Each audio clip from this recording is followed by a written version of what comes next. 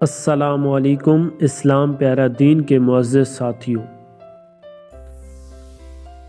آج آپ کے لیے میں لایا ہوں بہت ہی خوبصورت اقوال زریں۔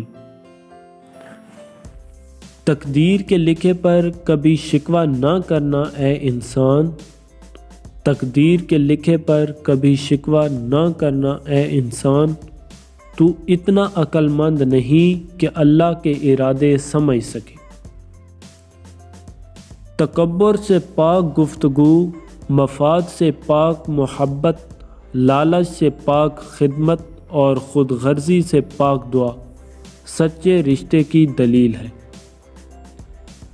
اگر کسی شخص کے گناہ کے متعلق تمہیں علم ہو جائے تو یہ مت سوچو کہ وہ کتنا بدکار ہے، بلکہ یہ سوچو کہ تم پر تمہارا مالک کتنا رحیم و کریم ہے کہ اس نے تمہارے گناہوں پر پردہ ڈال رکھا ہے۔ رشتے خون کے نہیں احساس کے ہوتے ہیں، اگر احساس ہو تو اجنبی بھی اپنے ہو جاتے ہیں، اگر احساس نہ ہو تو اپنے بھی اجنبی ہو جاتے ہیں۔ گہری باتیں سمجھنے کے لیے گہرا ہونا پڑتا ہے، اور گہرا ہونے کے لیے گہری چوٹیں کھانی پڑتی ہیں۔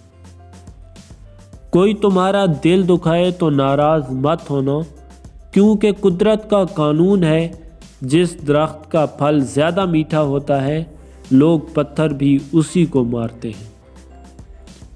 سب سے اچھی زندگی وہ لوگ بسر کرتے ہیں جو اپنی ضرورت پوری کرنے کے لیے اللہ کے سوا کسی اور پر بھروسہ نہیں کرتے۔ نیت کتنی بھی اچھی ہو، دنیا تم کو تمہارے دکھاوے سے جانتی ہے، اور دکھاوا کتنا بھی اچھا ہو، اللہ تم کو تمہاری نیت سے جانتا ہے۔ کوئی بھی انسان پوری دنیا کے لیے نہیں جیتا، بلکہ کچھ خاص لوگوں کے لیے جیتا ہے جو اس کی ساری دنیا ہوتے ہیں۔